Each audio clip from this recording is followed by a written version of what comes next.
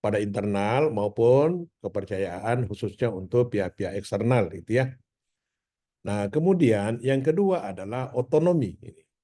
Jadi memang setiap institusi pendidikan tinggi, otonomi ini adalah menjadi sebuah atribut yang menunjukkan kedewasaan sebagai sebuah institusi pendidikan tinggi. Ya, ini juga menjadi sebuah penilaian terhadap eh, seperti apa kinerja sebuah pendidikan tinggi itu, ya. Kemudian yang ketiga akuntabilitas, ya, akuntabel, ini kepercayaan saya kira ini. Yang keempat adalah akreditasi. Nah, akreditasi ini adalah menunjukkan sebuah gambaran tentang mutu, ya, mutu Bapak sekalian. Nah, sehingga akreditasi ini beririsan dengan akuntabilitas. Jadi kalau akreditasi khususnya pada aspek jaminan mutunya, itu juga sekaligus menunjukkan sebuah jaminan kepercayaan kepada masyarakat, ya. Nah, kemudian yang terakhir komponen yang tak kalah penting Bapak Ibu, nah, itu adalah komponen tentang evaluasi ini, ya. Nah, sebuah institusi, sebuah lembaga atau sebuah organisasi kalau ingin dilihat bahwa dia ini adalah menunjukkan sebuah kedewasaan, sebuah kinerja yang baik, maka itu paling tidak mampu menggambarkan atau mencerminkan evaluasi yang dilakukan pada setiap tahapan, ya, mulai dari tahap persiapan sampai kepada tahap laporan terakhir.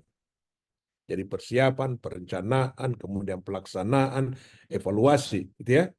Nah, itu saya kira 5 komponen ini sekali lagi ini menjadi komponen yang menjadi atribut di dalam eh, memotret paradigma pendidikan tinggi di negara kita. Nah, kemudian Bapak Ibu sekalian, kalau kita terjemahkan satu demi satu, Bapak Ibu, khususnya komponen kualitas, nah tentu ada ciri-cirinya, ya, ada ciri-ciri kalau bicara tentang kualitas itu, ya. Ya, di dalam bahasa atau paparan ini, ya saya sebut sebagai atribut atribut yang mencerminkan kualitas pada sebuah penyelenggaraan pendidikan tinggi. Nah, ada 7 Bapak Ibu, ada 7 atribut, ya. Jadi efisiensi. Jadi pengelolaan pendidikan tinggi yang berbasis efisiensi itu adalah juga menunjukkan sebuah kualitas. Berarti ada pengendalian yang berjalan di sana. Begitu juga untuk produktivitas, ya. Produktivitas ini adalah yang menunjukkan tingkat kinerja kita, ya. Nah, efektivitas juga seperti itu. Kemudian akuntabilitas, pengelolaan sistem, ya. Ya kita tahu sekarang ini adalah pondasi pengelolaan pendidikan tinggi kita adalah semuanya adalah terbangun lewat pondasi sistem, ya. Kemudian pendukungnya adalah suasana akademik, atmosfer akademik. Nah, yang terakhir atribut terakhir adalah eh, tergambarkannya cerminan relevansi antara tujuan dan sasaran, ya. Nah, ini selalu selalu matching ini. Matching antara tujuan dan sasaran. Jangan sampai tujuannya lain, yang disasar lain. Itu kira-kira seperti itu, ya. Yang bagus itu adalah bahwa kalau tujuannya arahnya ke kanan, ya memang betul-betul disasar ke kanan. Jangan tujuannya ke kanan terus sasarannya lari ke kiri itu, ya. Nah, kalau itu yang terjadi maka pasti dampaknya adalah berdampak pada kualitas itu. Ya. Kemudian Bapak sekalian, ya komponen kedua otonomi tadi sudah tersampaikan Bapak Ibu, saya lewati saja ini. Otonomi ini menunjukkan kedewasaan itu, ya. Nah, kadang-kadang bukan kadang-kadang malah setiap kita di asesmen, ya selalu dipertanyakan untuk persoalan otonomi pendidikan tinggi itu di sana cerminannya juga ada cerminan kebebasan akademik, ya. Hanya saja Bapak Ibu sekalian, saya selalu menyampaikan bahwa ya berbicara tentang kebebasan, ya saya kira kita semua paham bahwa kebebasan itu adalah kebebasan terkendali, kebebasan yang memiliki batas-batas kebebasan. Jadi bukan kebebasan yang tidak memiliki batas-batas kebebasan, ya. Itu.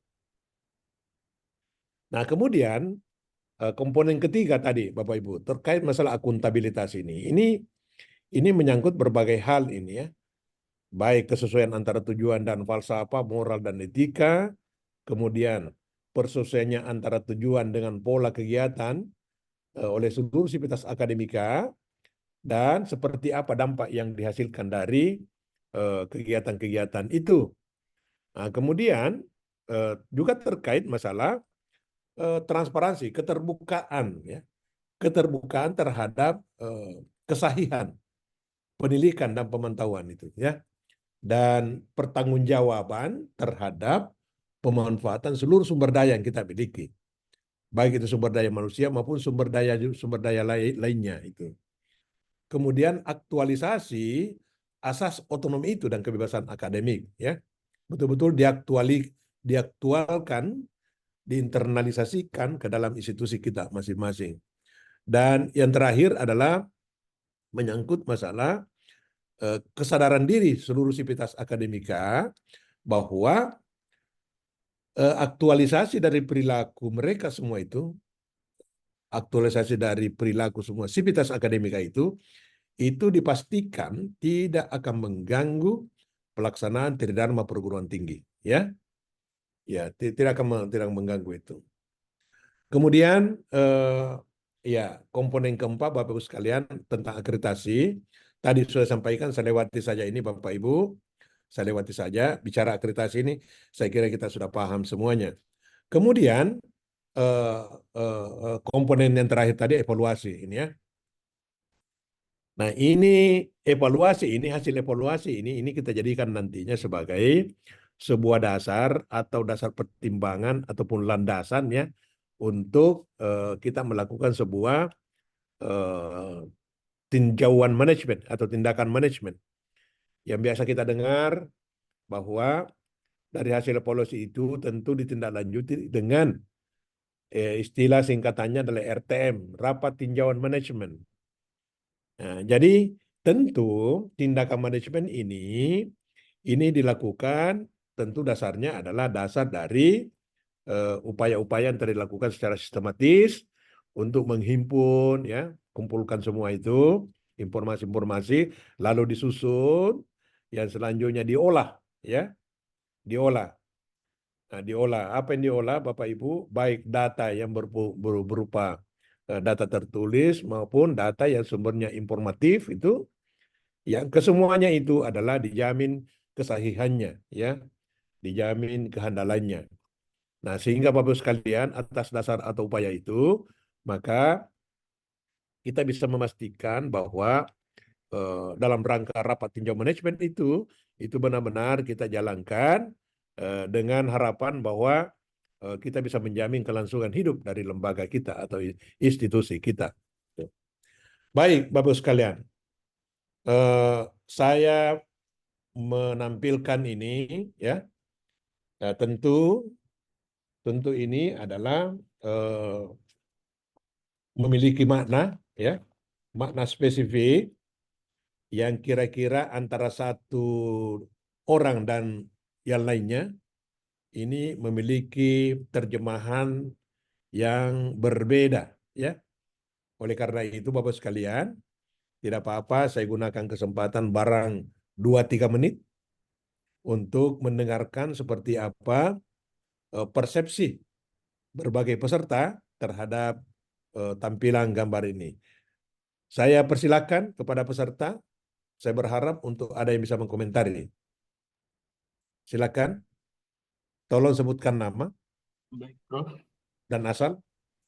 Eh, baik, terima kasih. Nama saya Murdiono. Saya dari Universitas Sains Makassar di Goa. Kalau saya melihat ini, gambarnya ini ada gelas yang berisi, terus yang dituang air, terus yang di sebelahnya adalah gambar yang gelas kosong atau berisi setengah ya. Dari dari gambar saya lihat maknanya ini kita harus selalu menjadi gelas kosong biar bisa diisi gitu. Apabila seperti gambar yang sebelah kiri ini, yang defensif, apabila diisi air akan hanya akan tertumpah dan sia-sia. Seperti itu pandangan saya, Prof. Terima kasih. Oke, terima kasih atas interpretasinya ya. Kemudian saya persilakan yang lain, dua orang lagi. Izin, Prof. Izin, Prof. Izin, Prof. Ya, silakan. Eh, silakan, sebutkan nama. Siapa dulu nih? Mohon, oh moderator ya.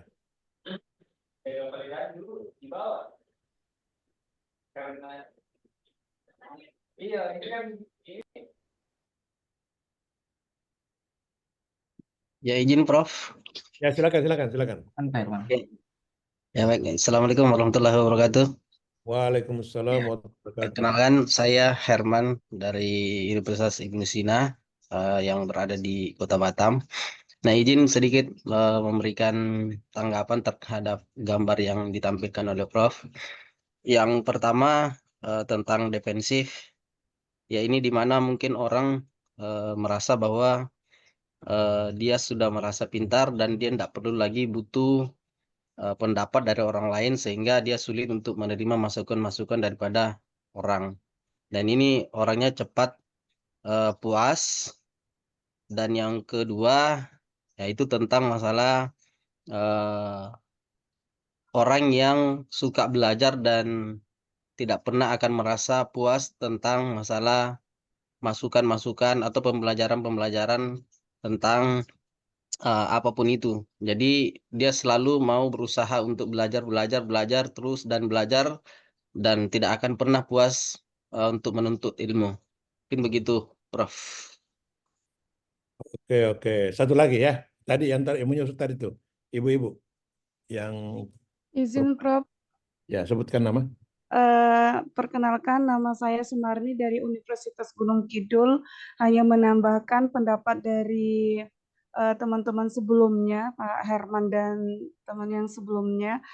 Defensif itu ketika kita memiliki sifat defensif, maka sesuatu apapun yang masuk kepada diri kita itu tidak akan mendapatkan efek ataupun tidak memiliki dampak yang cukup signifikan. Namun kalau kita memiliki sifat pembelajar, maka apapun yang masuk ataupun apapun yang terjadi pada kondisi kehidupan kita itu akan memiliki dampak pembelajaran dan menjadi lebih baik begitu, Prof. Terima kasih.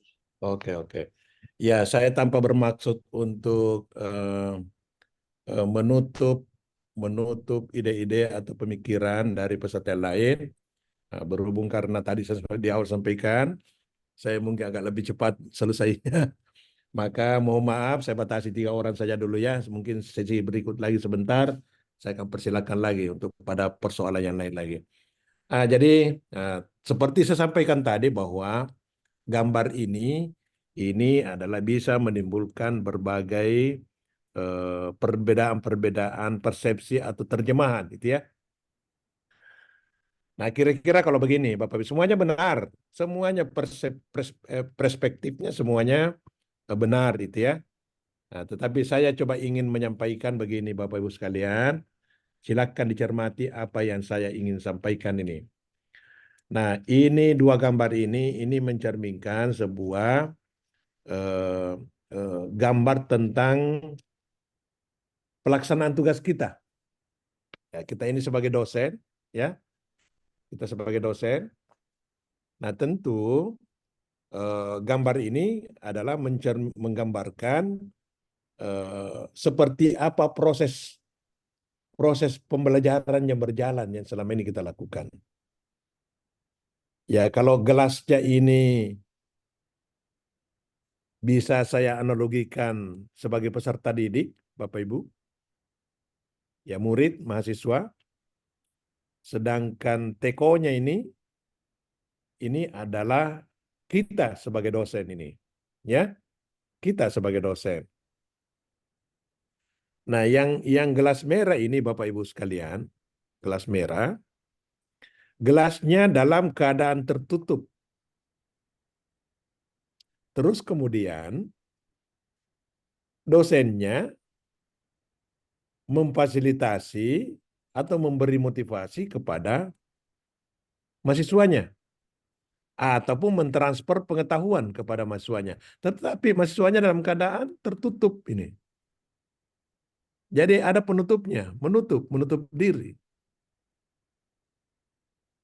Nah, artinya adalah gelasnya dalam posisi defensif. Yang aktif adalah muknya di atas itu. Muknya. Sehingga apa?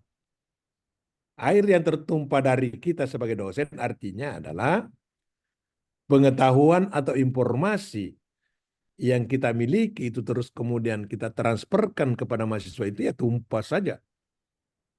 Tumpah saja. Biasa kita mendengar istilah masuk telinga kanan, kiri, keluar di telinga kanan. Tumpah saja. Ya karena kenapa? Ya kita perlakukan mahasiswa itu adalah defensif.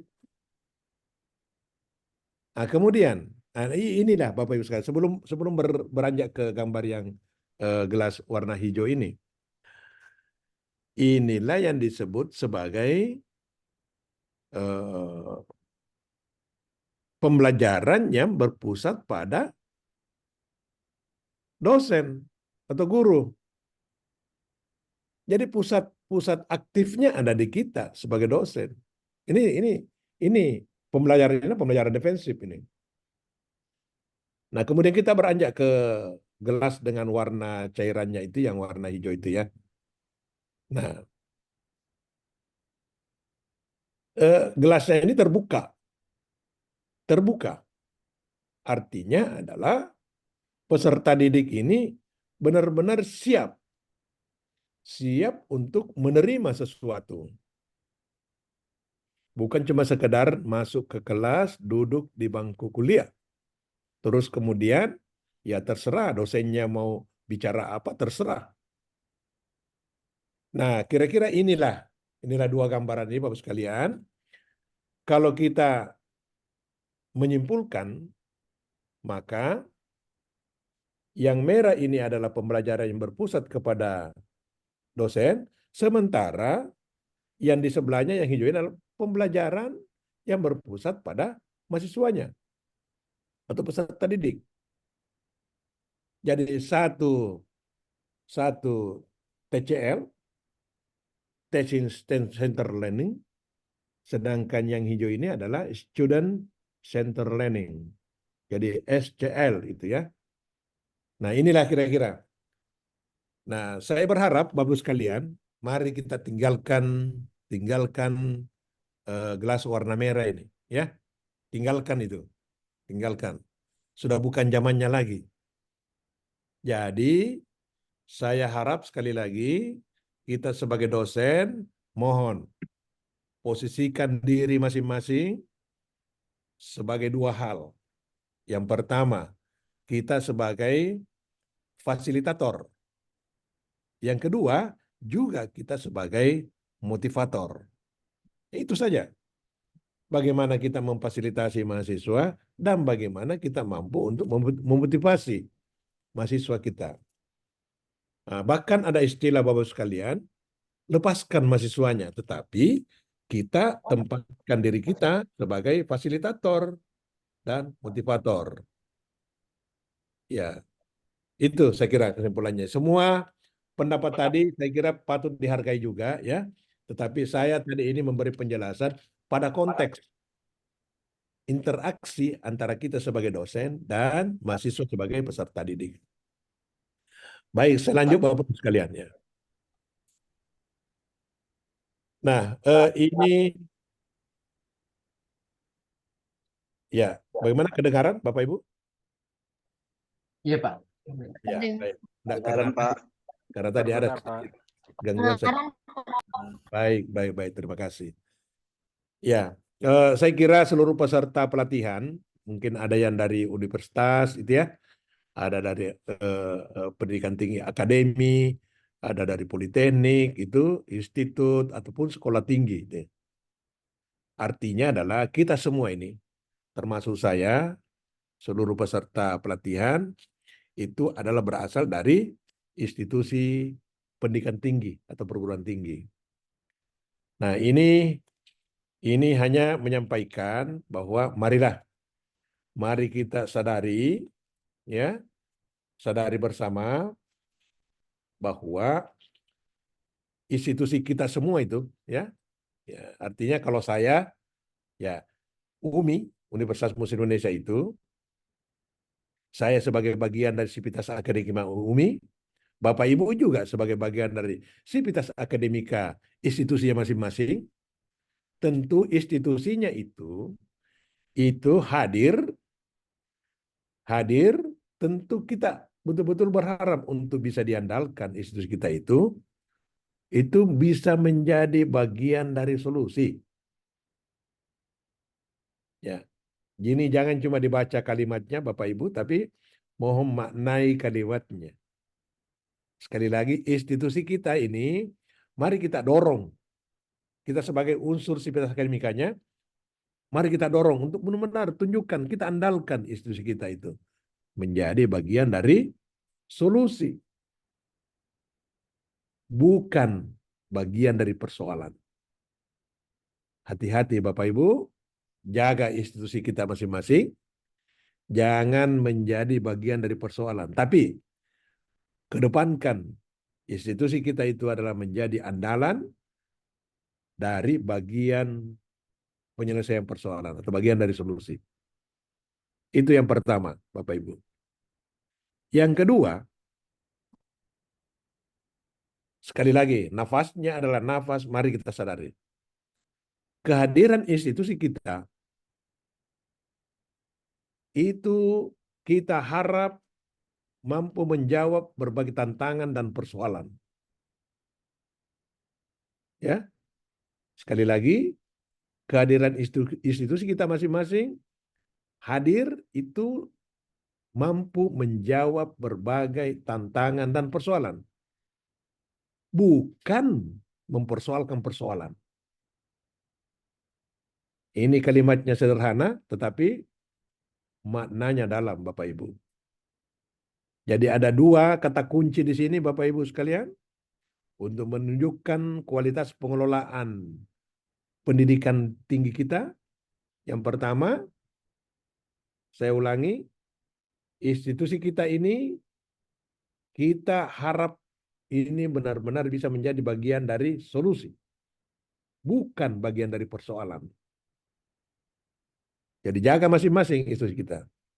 Yang kedua, kehadiran institusi kita itu adalah hadir untuk mampu menjawab berbagai tantangan dan persoalan, bukan mempersoalkan persoalan. Karena kalau mempersoalkan persoalan, pertanyaannya, kapan soalnya terjawab? Ini. Kalau soalnya tidak terjawab, tidak pernah terjawab, itu artinya adalah kalau bicara antara kita sebagai dosen dan interaksinya kepada peserta didik atau mahasiswa, maka soal yang diberikan kepada mahasiswa itu tidak pernah terjawab, artinya adalah mahasiswa itu tidak akan pernah memenuhi kriteria kelulusan. Berarti institusi kita ini adalah tidak patut dikatakan sebagai institusi pendidikan tinggi karena tidak lulus. Ini. Yang mudah-mudahan ini Bapak Ibu sekalian senantiasa kita ingat setiap saat sehingga kita sebagai bagian dari Sivitas Akademika institusi masing-masing ini mengambil peran terlibat di dalam tanggung jawab untuk mengawal dua kalimat ini Bapak Ibu sekalian. Baik, selanjutnya Bapak Ibu sekalian. Ya, saya ingin sedikit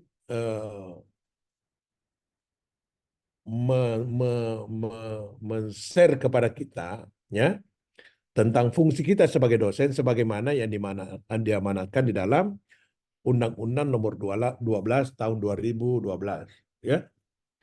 Khususnya yang tertuliskan di dalam pasal 4 itu ya. Nah, ada 3 ayat. ada 3 ayat yang menjadi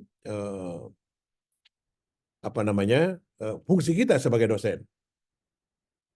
Yang pertama, kita itu adalah diperankan untuk mengembangkan kemampuan dan membentuk watak serta peradaban bangsa yang bermartabat dalam rangka mencerdaskan kehidupan bangsa. Jadi, Bapak Ibu sekalian, untuk upaya mencerdaskan kehidupan bangsa, kita sebagai dosen berarti pintunya adalah pintu pembelajaran, bukan pintu pengajaran. Jadi beda itu maknanya, Bapak Ibu sekalian. Pengajaran dengan pembelajaran. Beda. Beda. Amanat yang diharapkan di dalam Undang-Undang Nomor 12 Tahun 2012 ini adalah pembelajaran.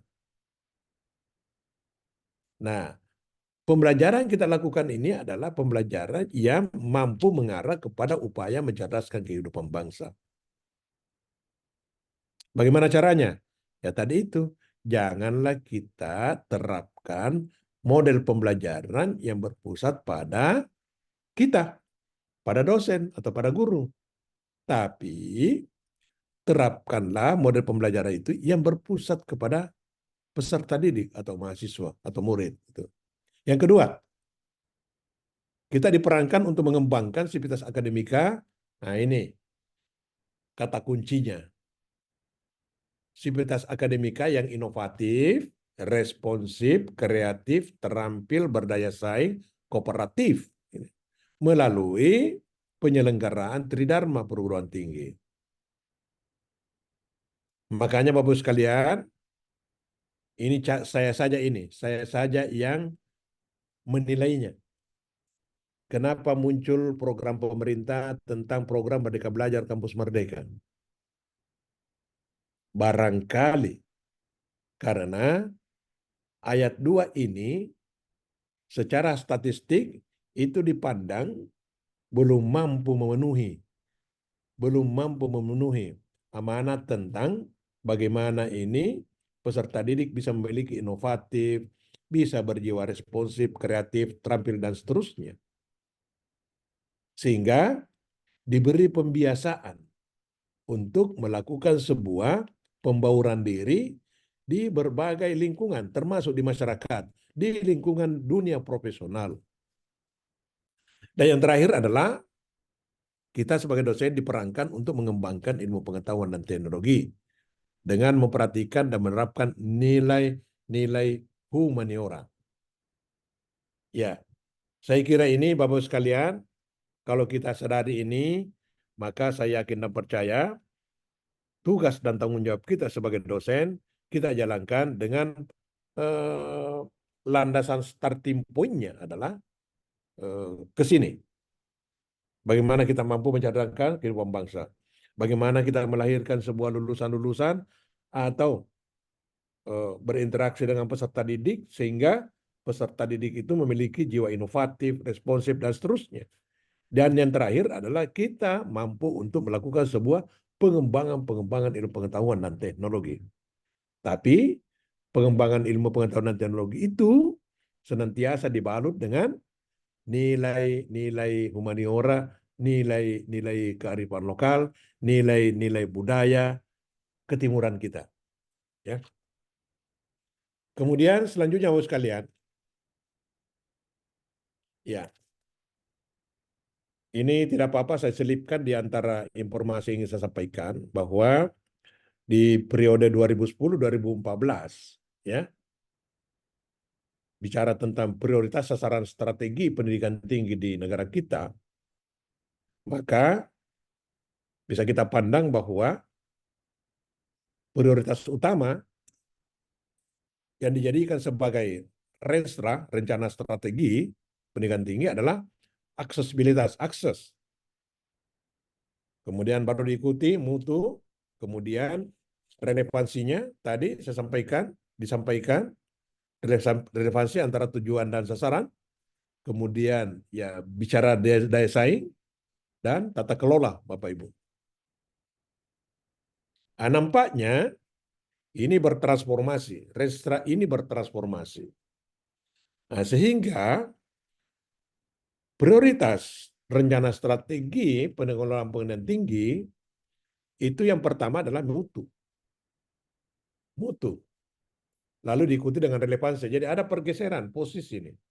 Kemudian aksesibilitas yang tadinya berada pada urutan prioritas pertama, nampaknya setelah bertransformasi, ini aksesibilitas ini menunjukkan atau berada pada posisi ketiga. Ya. Nah, kemudian diikuti dengan daya saing dan tata kelola. Saya kira ini Bapak Ibu yang menjadi informasi bagi kita untuk bisa mengawal bentuk-bentuk kegiatan yang ada di institusi kita masing-masing. Nah, kemudian sama saja ini Bapak Ibu, saya lewati saja, mohon maaf. Ya, ini dalam berbagai kesempatan sering saya tetap menyampaikan, tetapi kadang-kadang juga saya lewatkan saja, ya. Nah, tentu saya lewatkan dengan asumsi bahwa peserta itu telah memahami. Dan saya yakin dan percaya seluruh peserta pelatihan pekerti Angkatan 36 kali ini juga paham. Ya, tapi tidak apa-apa, sekilas saya sampaikan Bapak bahwa bicara tentang jabatan fungsional akademik, ya, JAFU, ya mulai dari bawah ini, bahkan ada sebelumnya, sebelum asisten ahli, ya NJF, non jabatan fungsional. Saya kira kalau non jabatan fungsional, maka dosen tersebut dengan status jabatan NJF itu, maka itu belum bisa diklaim sebagai dosen itu, ya. Nah, jadi jabatan fungsional terendah itu adalah asisten ahli, kemudian lektor kepala dan profesor atau guru besar. Nah, terkait masalah jenjang-jenjang jabatan fungsional Bapak Ibu, ya tentu urutan standarnya adalah asisten ahli ke lektor ke lektor kepala dan lektor kepala ke guru besar. Tetapi Bapak Ibu sekalian, ini bisa loncat juga, ada kebijakan untuk loncat jabatan fungsional. Dari asisten ahli bisa langsung ke lektor kepala. Tentu kalau ini mau dilakukan, tentu ada persyaratan-persyaratan tertentu untuk persoalan loncat jabatan fungsional itu. Demikian juga untuk lektor ke langsung guru besar juga dimungkinkan Bapak Ibu, ya. Nah, kenapa ini penting? Karena ini adalah sebagai bagian dari upaya penguatan kebijakan pemerintah terhadap peran kita sebagai dosen, ya. Dan ini juga sekaligus menjadi sebuah pilar peningkatan mutu lulusan di institusi kita. Coba bayangkan Bapak Ibu kalau seorang dosen jabatan fungsional akademiknya asisten ahli selama 10 tahun. Nah, ini akan berpengaruh kepada ini, tapi pengaruhnya psikologis ini, ya. Akan berpengaruh secara psikologis terhadap mutu lulusan kita, itu, ya. Mutu lulusan kita. Nah, kemudian Bapak Ibu sekalian, ya. Ini juga penting untuk kita sama-sama maknai, ya, bahwa sebuah perguruan tinggi, apakah itu universitas, akademi, politeknik, institut ataupun sekolah tinggi, ya, dalam rangka untuk menjamin lulusan kita, lulusan institusi kita, sebagaimana tadi diamanatkan di Undang-Undang Nomor 12 tahun 2012 pasal 4 tadi ayat 2, kita sebagai dosen diperankan untuk bagaimana lulusan kita bisa berjiwa inovatif, responsif, dan seterusnya. Ini amanahnya. Maka untuk mencapai ke sana, untuk mencapai kelulusan yang inovatif, responsif, kreatif, dan seterusnya, maka kata kuncinya adalah bagaimana kita mampu mendesain konten dan strategi pembelajaran yang baik. Jadi kata kuncinya sekali lagi adalah terletak pada seperti apa desain konten dan strategi pembelajaran itu. Itu kata kuncinya Bapak Ibu. Ya. Itu kata kuncinya. Tentu saja kalau desain konten dan strategi pembelajarannya baik, tentu sangat potensial untuk melahirkan lulusan yang inovatif, responsif, kreatif, terampil, berdesain, dan kooperatif. Nah, pertanyaannya juga ini adalah, nah, kadang-kadang desain konten dan strategi pembelajaran kita itu adalah diragukan, bahkan dipertanyakan, ya dalam bahasa yang paling vulgar, desain konten dan strategi pembelajarannya amburadul itu. Tetapi anehnya Bapak Ibu, lulusan kita itu atau mahasiswa kita itu IPK-nya tinggi. Ya ini saya yakin dan percaya ini ada yang terjadi, ini banyak yang terjadi di institusi kita. Banyak yang terjadi ini. Desain konten dan strategi pembelajarannya amburadul dipertanyakan, tapi kok IPK mahasiswanya tinggi ini?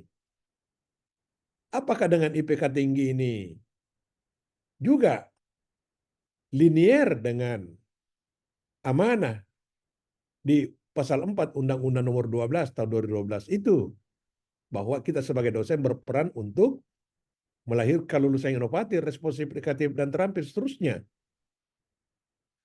Saya yakin dan percaya Bapak Ibu, IPK tinggi tidak berkorelasi langsung terhadap capaian lulusan yang inovatif, responsif, kreatif, dan seterusnya. Tidak. Tetap kembali bahwa untuk menuju kepada lulusan yang inovatif, responsif, dan seterusnya itu, maka kata kuncinya adalah desain konten dan strategi pembelajaran yang baik. Bukan IPK tinggi, bukan. Bukan. Karena kadang-kadang IPK mahasiswa tinggi itu karena ada juga di dalamnya nilai-nilai subjektivitas. Ya, tidak dijamin objektivitas 100%. Nah, ini Bapak Ibu. Nah, kemudian ya lewat saja ya tanggung jawabnya kita Bapak Ibu sekalian sebagai dosen, sebagai pendidik itu kembali lagi tanggung jawabnya adalah ada di dalam proses pembelajaran. Ya, kalau bicara proses pembelajaran tentu diawali dengan persiapan-persiapan termasuk tadi desainnya. Desainnya yang baik. Sehingga kalau desainnya baik, maka itu sangat potensial untuk prosesnya berjalan juga dengan baik. Nah, kemudian Bapak Ibu sekalian, ya tentu saja terkait proses pembelajaran ini, ya, ini ada dua hal yang menjadi perhatian kita. Kita sebagai dosen dalam rangka untuk berinteraksi dengan peserta didik. Ya. Apa itu? Ya, yaitu tentang high touch atau kewibawaan dan high tech ataupun kewiyataan. Ya. Ya, bukan berarti bahwa kewibawaan ini sengaja memasang wibawa seperti itu, bukan. Ya, bukan, tetapi maknanya adalah makna yang memang bisa mendorong kepada pencapaian daripada tujuan pembelajaran.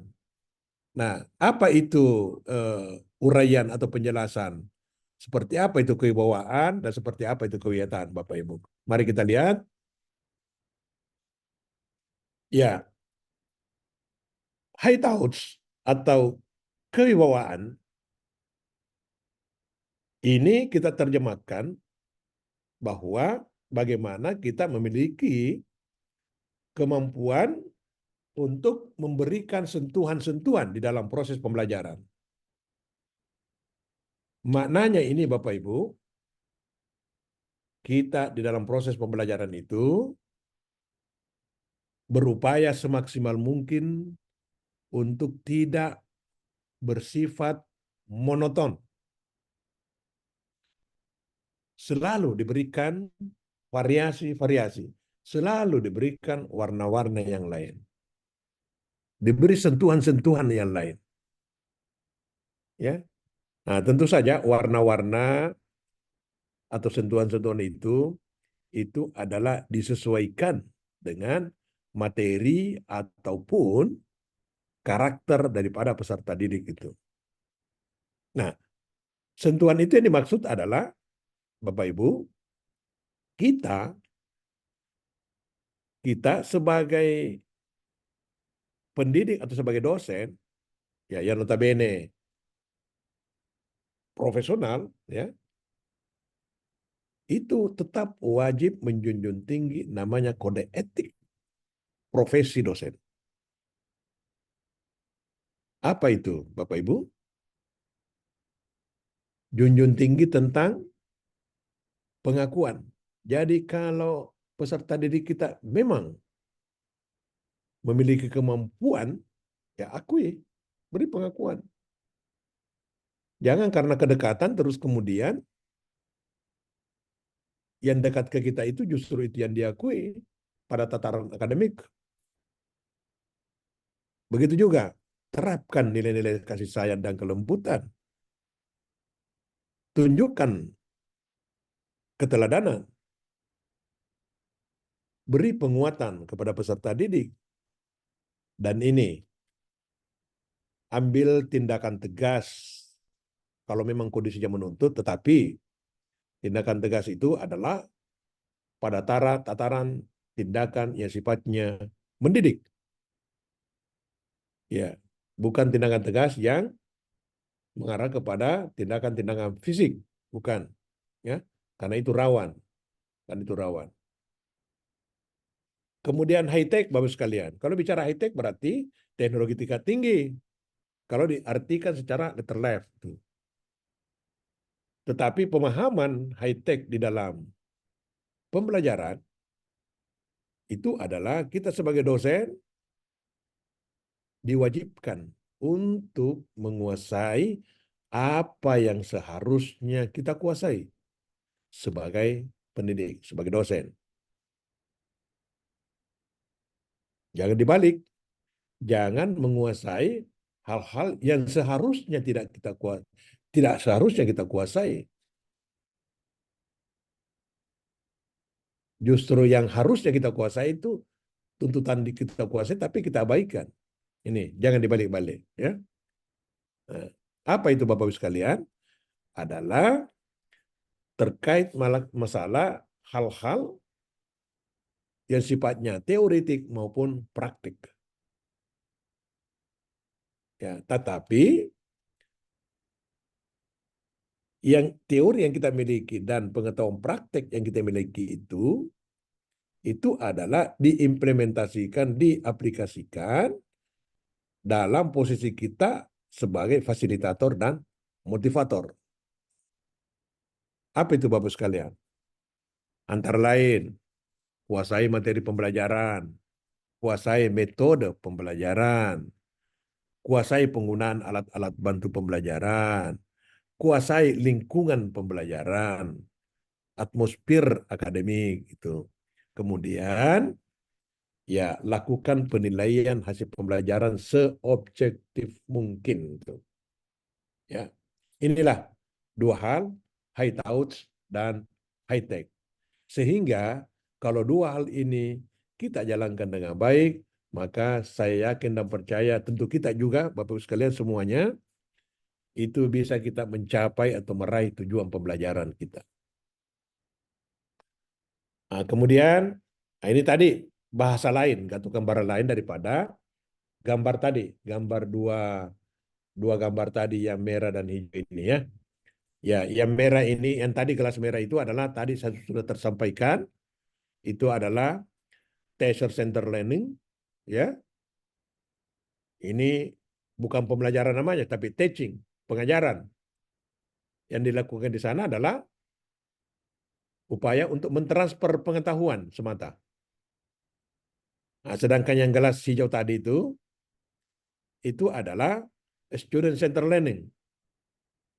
Nafasnya itu adalah bagaimana mahasiswa itu bisa belajar dengan baik dan berkelanjutan.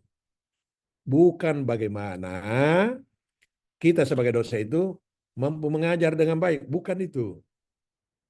Jadi jangan menjadi sebuah pemikiran bahwa atau semua tuntutan bagaimana kita sebagai dosen ini dituntut untuk bisa mengajar dengan baik. Bukan lagi begitu. Bukan, karena kalau itu yang ada di benak kita, maka yang kita terapkan adalah teaching. Berarti mentransfer pengetahuan semata. Ya. Nafasnya sekarang Bapak Ibu sekalian adalah bagaimana mahasiswa atau peserta didik kita itu bisa belajar dengan baik dan berkelanjutan. Nah, untuk bisa ke sana, maka saya ulangi lagi untuk yang ketiga kalinya, bahkan 4 kalinya, posisikan diri kita sebagai fasilitator dan motivator. Ya. Nah, sehingga kalau itu yang kita bangun, Bapak sekalian, maka itu baru namanya learning, pembelajaran. Nah, pelaksanaan pembelajaran itu, kalau betul-betul kita mampu menempatkan diri kita sebagai fasilitator dan motivator, maka pembelajaran itulah, atau di dalam pembelajaran itulah yang disebut sebagai metode of inquiry and discovery. Jadi metode peserta didik itu lepaskan, ya, lepaskan, biarkan mereka melakukan penjelajahan, tapi difasilitasi oleh kita, dimotivasi oleh kita. Lepaskan, melakukan perjalanan sampai menemukan sesuatu. Setelah dilepaskan, tentu di pengawalan kita, atas fasilitasi kita. Setelah dilepaskan, terus kemudian menemukan sesuatu. Maka temuannya itulah yang dibawa masuk ke dalam kelas untuk didiskusikan oleh satu mahasiswa dengan mahasiswa lainnya. Sehingga apa Bapak Ibu? Sehingga ini benar-benar model pembelajarannya adalah model pembelajaran yang berpusat kepada peserta didik. Mahasiswa yang berdiskusi antar mereka, kita yang duduk di tengah memfasilitasi dan memberi motivasi. Jadi sederhana sebenarnya Bapak Ibu. Ya ini saya lewati saja, sama saja tadi Bapak Ibu sekalian, hanya dalam perspektif lain. Ya, ini gambaran juga paradigma perubahan ya, perubahan paradigma pendidikan. Ya, sekali lagi, kalau dulu Bapak Ibu, dosen dan guru itu adalah menjadi sebuah sumber utama belajar selain perpustakaan. Itu dulu. Ya, ini ada perubahan paradigma. Jadi, guru dan dosen itu tidak lagi bertindak sebagai sumber utama belajar karena sudah banyak sumber-sumber lain. Banyak. Google menjadi sumber lain. Lingkungan menjadi sumber lain dari sumber belajar. Dan seterusnya. Nah, ini kembali penekanannya bahwa dosen saat ini itu condong menjadi motivator dan fasilitator saja. Ketiga, pengajaran tinggalkan. Yang dibangun adalah pembelajaran. Yang keempat, dosen selain memegang buku teks, juga wajib menyampaikan, ini penting ini, juga wajib menyampaikan contoh-contoh kasus dari hasil riset kita. Ataupun apalagi kalau riset kita itu adalah kita jalankan, kita lakukan dengan melibatkan mahasiswa kita. Baik mahasiswa program sarjana, program pascasarjana, magister, ataupun doktor. Bahkan mahasiswa postdoktoral. Dan perubahan paradigma yang terakhir, Bapak Ibu sekalian, bahwa proses pembelajaran dan riset itu menjadi satu kesatuan, tidak bisa lagi dipisah. Makanya, Bapak Ibu sekalian, dalam berbagai kegiatan-kegiatan penelitian, itu senantiasa bagian dari kewajiban kita atau bagian dari kontrak penelitian kita itu adalah bagaimana hasil-hasil riset kita itu dijadikan sebagai bagian dari materi pembelajaran. Agar supaya peserta didik itu juga melakukan kajian-kajian. Ya.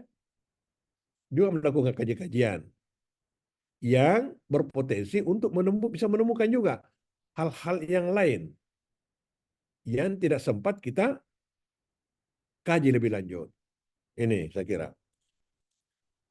Nah, kemudian Ya, saya tinggalkan saja ini Bapak sekalian. Ini bicara tentang zaman sekarang ini. Ya, itu juga menjadi bagian terpisahkan dari perubahan paradigma. Sekarang ini sudah berbasis berbagai media pembelajaran.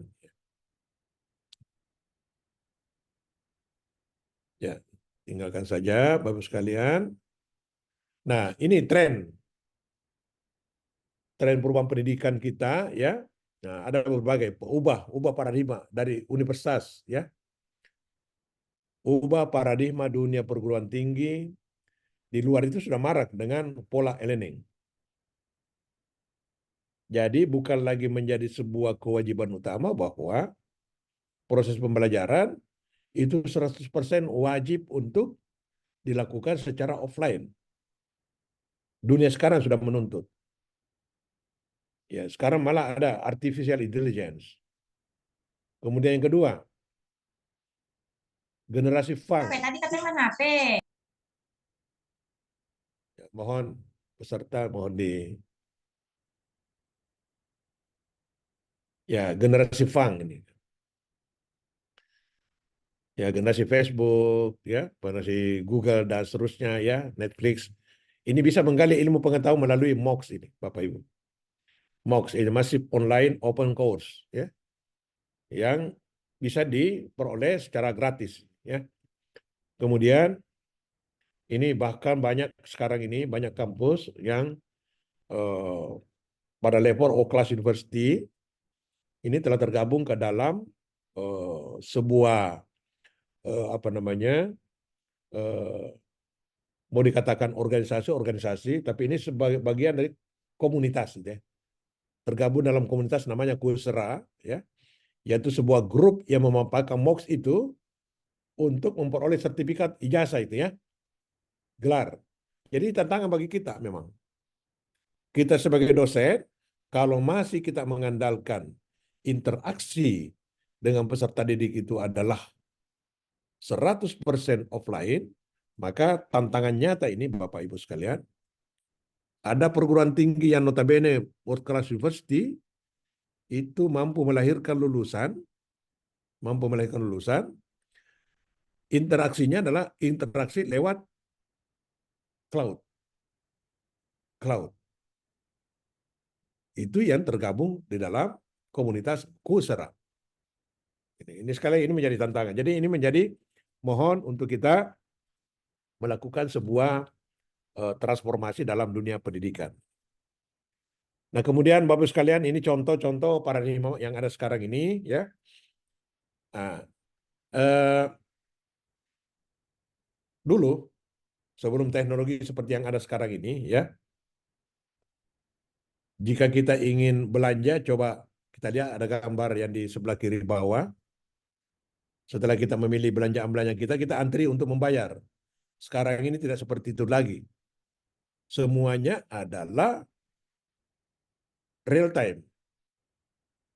Kita bisa tahu kapan bisa kita selesai melakukan transaksi pembayaran. Dan kapan barangnya bisa kita terima, bisa kita pantau. Melalui Gojek, melalui Grab, melalui Shopee, dan seterusnya. Ya. Nah, begitu juga untuk pengurusan dokumen. Katakanlah seperti pengurusan untuk paspor itu. Ya kalau dulu bukan main, kita duduk berjam-jaman untuk menunggu antrian dipanggil. Sekarang sudah berbasis elektronik. Paspor sekarang. Tidak perlu lagi kita ke kantor. Paling kita ke kantor imigrasi itu adalah untuk dalam rangka pengambilan potret. Setelah itu selesai.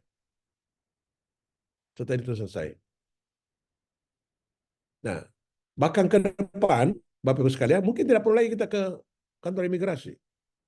Karena potret kita, pas foto kita itu sudah ada di dalam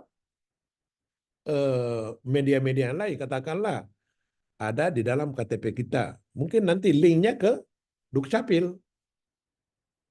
Kira-kira seperti itu. Nah, kalau dunia itu seperti itu gambarannya, Bapak Ibu, lantas kemudian kita sebagai dosen tidak mengikuti tren perubahan itu, maka ya tentu saja kita nanti akan ketinggalan informasi teknologi. Itu kira-kira seperti itu maknanya ini, Bapak Ibu. Nah, kemudian ini saya lewati saja Bapak sekalian karena ini sudah tergambarkan tadi.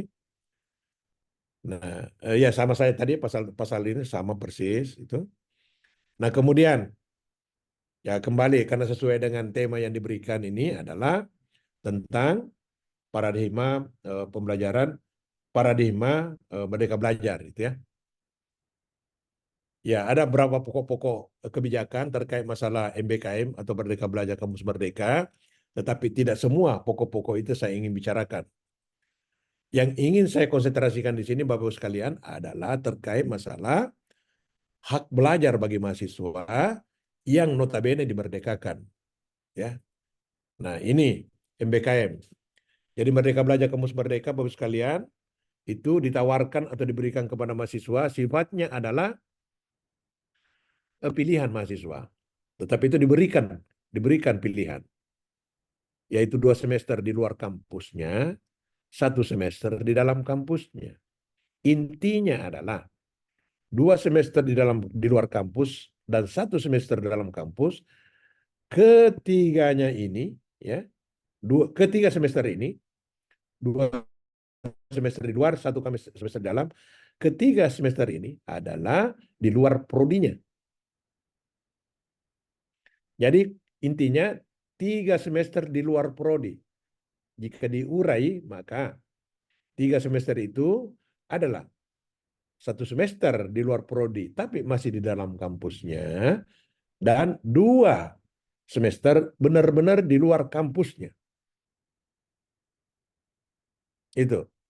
Nah, masing-masing semester atau setiap semester itu kebijakan Merdeka Belajar Kampus Merdeka itu diberikan penghargaan akademik kegiatannya maksimal masing-masing 20 SKS.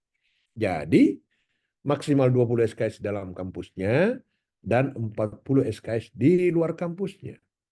Atau 60 SKS di luar prodinya. Kenapa ini penting Bapak sekalian untuk saya sengaja tegaskan? Karena kaitannya dengan kurikulum. Kalau memang ini menjadi sebuah pilihan mahasiswa, maka 60 SKS keluar dari prodi, kalau kita hitung standar minimal SKS untuk program sarjana atau S1 itu minimal 144. Jadi kalau 144 dikurang 60, berarti selisihnya 84 SKS.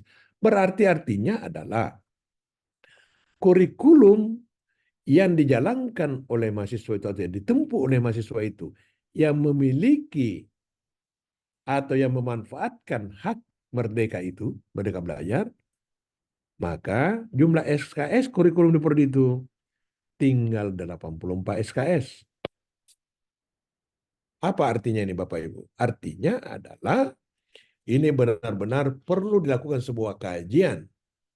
Bukan hanya sekedar mata kuliah, tetapi benar-benar adalah orientasinya adalah orientasi kepada bagaimana lulusan kita itu nantinya adalah benar-benar mampu memadukan antara pengalaman di luar kampusnya dengan apa yang diperoleh di dalam kampusnya.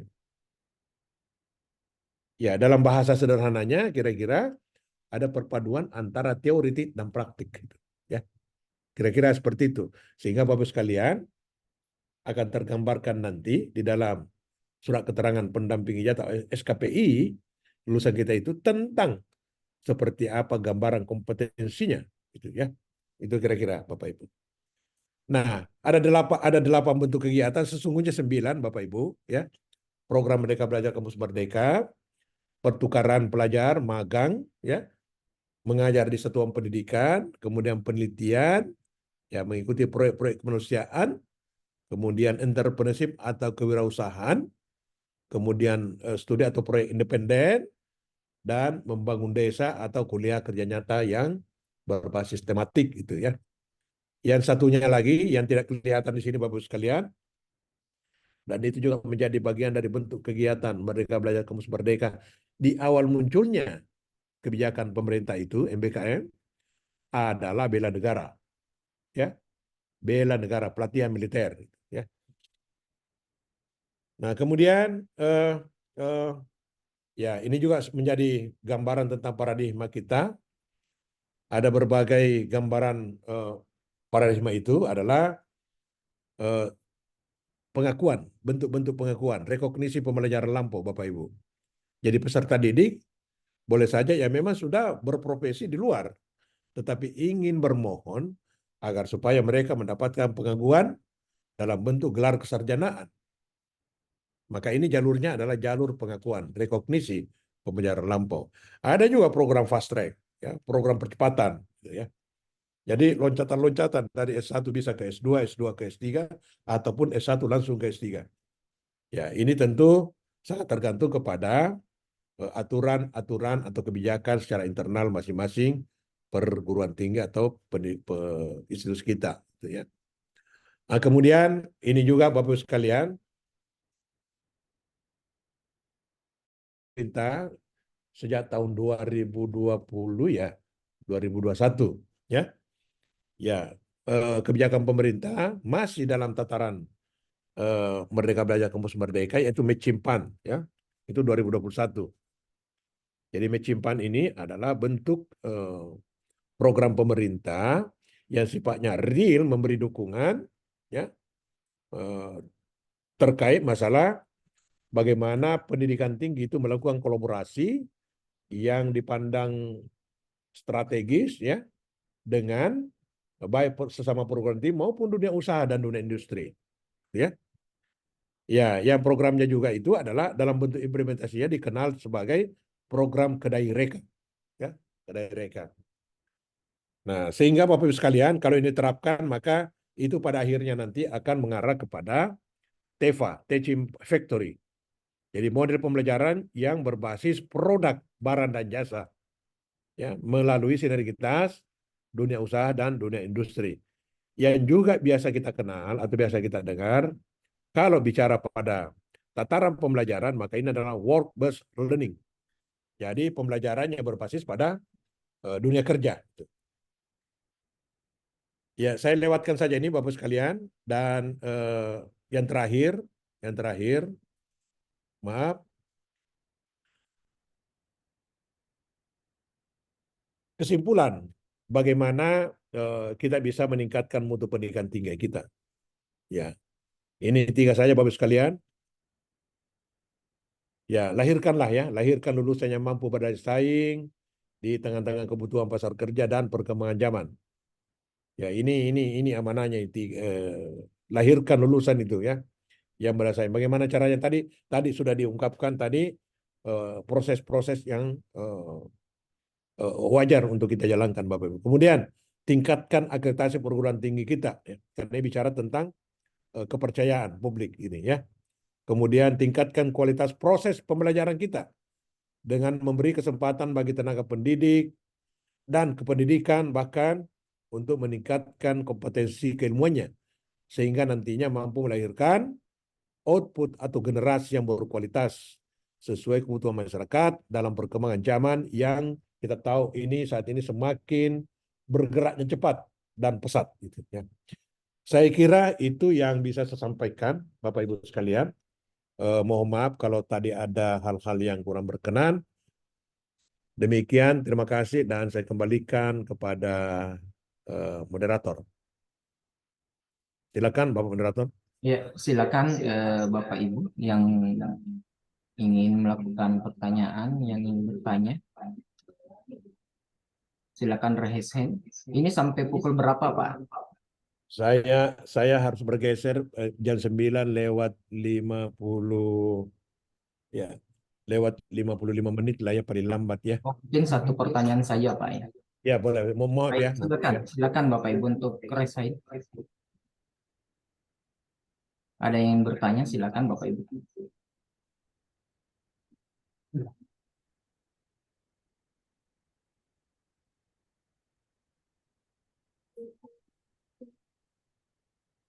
Ibu Nur Hayati, silakan Bu.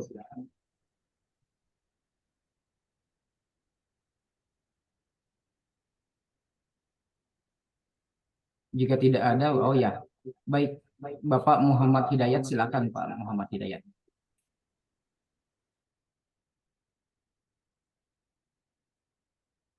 Baik, terima kasih Pak Irham. Mohon izin Pak Hanafi, saya bertanya. Tadi Silakan, Pak. dijelaskan tentang dosen sebagai fasilitator dan motivator, kemudian dijadikan ada juga bahwa sekarang sumber materi itu bersumber dari eh, informasi di luar, termasuk Google, kemudian disebutkan juga lingkungan. Izin Bapak. Nah, bagaimana kalau seperti itu? Berarti saya beranggapan bahwa eh, kegiatan atau karakter dari peserta didik itu atau karakter dari mahasiswa itu tidak lagi bersumber dari kondisi perguruan tingginya saja, ya.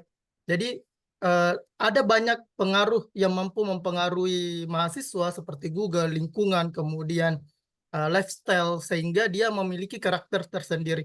Nah, bagaimana memperbaiki paradigma masyarakat tentang peran kampus dalam membangun mahasiswa atau membangun masyarakat. Terima kasih Pak Hanafi. Ya, mungkin hanya satu saja Pak, silakan. Oke. Ya.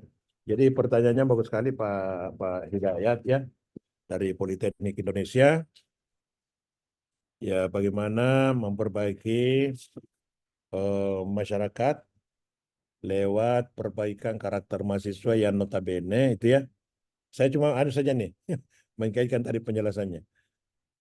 Memperbaiki masyarakat melalui perbaikan karakter mahasiswa yang notabene tadi bahwa sumber-sumber belajarnya sudah multisumber itu ya. Betul Bapak. Ya bahkan berbagai sumber-sumber belajarnya itu di luar dari institusi pendidikan tingginya ya. Betul. Iya Bapak. Nah, disinilah sekali lagi perannya kita sebagai dosen Bapak Ibu, sekali lagi sebagai fasilitator dan motivator ya. Ya, memfasilitasi. Tadi ada prinsip tadi.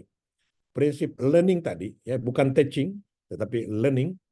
Nah, learning yang kita jalankan itu adalah learning dengan menerapkan method of inquiry and discovery.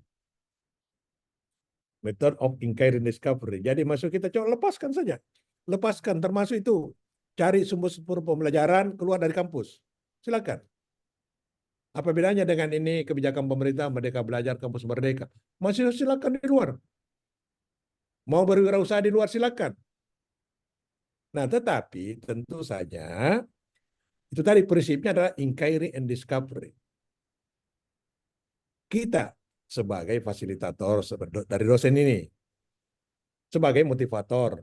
Jadi memfasilitasi mahasiswa kita untuk mereka menjelajah di luar, tentu bukan memfasilitasi